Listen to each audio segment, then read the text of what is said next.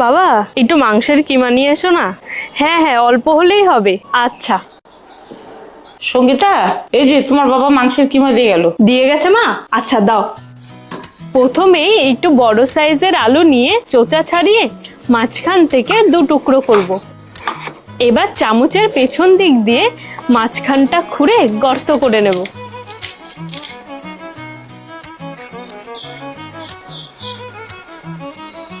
এখন 200 গ্রাম মটন কিমায় নুন, হলুদ, লঙ্কার গুঁড়ো, জিরের গুঁড়ো, আদা রসুন পেস্ট আর কিছুটা টক দই দিয়ে মেখে রেখে দেব।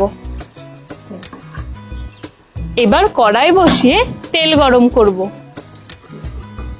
নুন হলুদ দিয়ে আলুগুলো লাল করে ভেজে তুলব।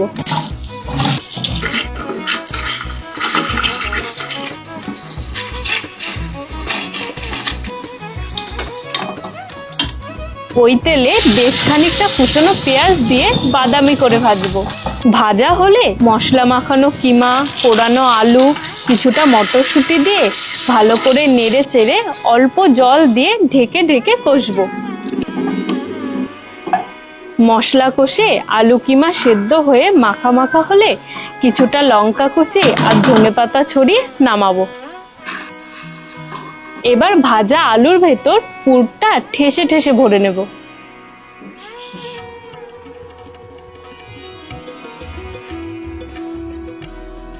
এখন গ্রেভির মশলাটা বানাবো। মিক্সিতে আদা, রসুন, পেঁয়াজ, টমেটো, কাঁচা লঙ্কা, কাজু আর সামান্য জল দিয়ে পেস্ট করব। কড়াইয়ে আবার তেল গরম করে ফোড়ন দেব তেজপাতা, শুকনো লঙ্কা আর গোটা গরম মশলা। এবার বাটা মশলা, নুন, ভাজা জিরের গুঁড়ো, কাশ্মীরি লঙ্কার গুঁড়ো আর সামান্য চিনি দিয়ে কষবো। মশলা কষে তেল ছাড়লে পুরভরা আলুগুলো একে একে বসিয়ে অল্প জল দিয়ে লো ফ্লেমে ঢেকে দেব।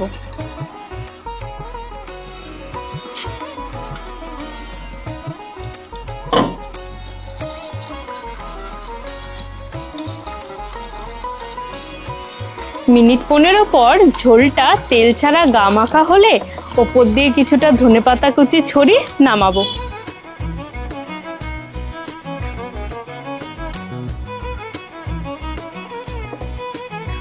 এটা তোমরা লুচি, পরোটা, ফ্রাইড রাইস যার যেটা পছন্দ তার সাথে খেতে পারো।